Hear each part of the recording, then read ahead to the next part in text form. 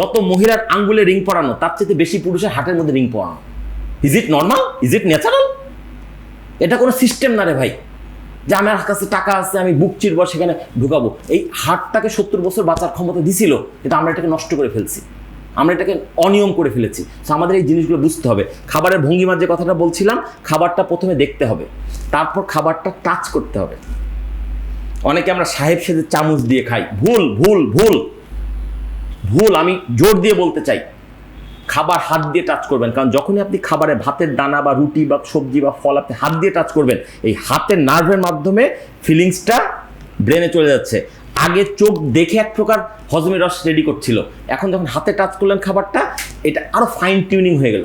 ছোটবেলায় আমাদের বাসায় রেডিও ছিল বড় বড়, একটা বড় কাঁটা দিয়ে জায়গা মতো আনতাম, তার ছোট একটা টিউনিং করে একদম নিখুঁত করতাম। তো আপনি যখন খাবারটা হাত দিচ্ছেন, চোখ তো ওই খাবারের দিকে চেহারা তুলে একটা ঠিক করছে, যখন আপেল ঢুকবে আপেলের মতো করে আমি একটা রস রেডি করি। যখন আপেলটা টাচ করছেন, তখন এই নার্ভ বুঝে ফেলছে আপেলটা কাঁচা না পাকা, বা কতটুকু পাকা বা কতটুকু ম্যাচিউরড, সেই অনুযায়ী হজমের রস রেডি করছে।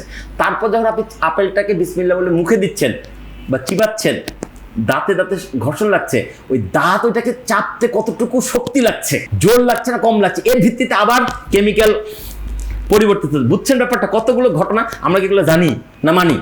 আমরা খাবার ভাই, এই কি খবর, কেমন আছো, এই ওটা করলে না কেন, খাইতে খাইতে কথা বলতে নাই। কারণ খাবার খাওয়াটা ইবাদতের মতো।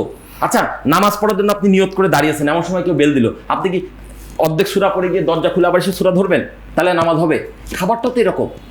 দেখেন, একটা উদাহরণ দিয়ে বোঝাই, ঘটনা দিয়ে বলি। ইসলাম ধর্মে বলা হচ্ছে যে তোমরা কাউকে দেখলে সালাম দাও, কল্যাণ কামনা করো। এমনকি তুমি যদি একটা খালি ঘরেও ঢুকো, সেখানেও তুমি সালাম উচ্চারণ করো, হয়তো সেখানে কোনো ভালো জিন বা ফেরেশতা থাকতে পারে। সেই ইসলাম ধর্মে বলছে তুমি যখন খাদ্য গ্রহণ করবা তখন সালাম দেওয়ার দরকার নাই। কেন? কারণ সালাম দিতে গিয়ে যদি কথা বলে ফেলি, আমার খাবারটা শ্বাসনালীতে চলে গেলে সঙ্গে সঙ্গে আমার মৃত্যু হবে। তাহলে এই জিনিসগুলো কি আমরা মানি না বুঝি? আমরা ইচ্ছা মতো খাবার খাচ্ছি, খাওয়ার কোনো এনে। আজকাল তো আমরা দাঁতের ব্যবহার ভুলেই গেছি, খাবার খাই আর গিলি। নো, আপনি চিন্তা চাবাইতে হবে। বলা হচ্ছে কমপক্ষে 16 বার চাবাইতে হবে। এখন আপনি বলতে পারেন যে 16 বারে ব্যাখ্যা কি? আমাদের দাঁত কয়টা? 32টা। 32টা, তাহলে 2টা দাঁতে এক চাবানি হয়, তাহলে 32 অর্ধেক কত? 2 দাঁতে এক চাবানি। এই হিসাব করলে তো 16 বার মিনিমাম হয়, যদি যত চাবে। একটা কথা সেরকম, খাবার খাও পান করে, পানি খাও চিবিয়ে। মানে খাবারটা মুখে নিয়ে লালার ভালো টলমল করবে, তখন গিলে ফেলো। আপনি এই নিয়মে খান, সময় নিয়ে খান, দেখি আপনার কোনো গ্যাস্ট্রিক হয় কিনা, অ্যাসিডিটি হয় কিনা, আপনার কোষ্ঠকাঠিন্য হয় কিনা। হবে না।